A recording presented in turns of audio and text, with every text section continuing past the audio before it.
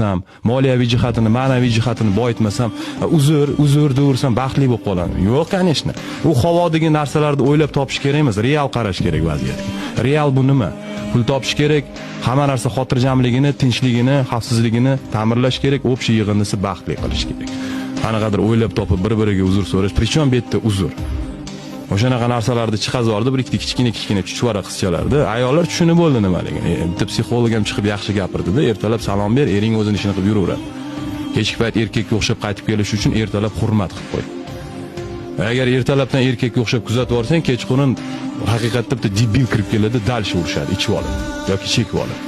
Chunki kuni bilan xulosa qiladi miyasida, o'sha narsani tushunish kerak. Demak, haqiqiy erkaklik xislatini ko'rish uchun fitratini eslab qolsin.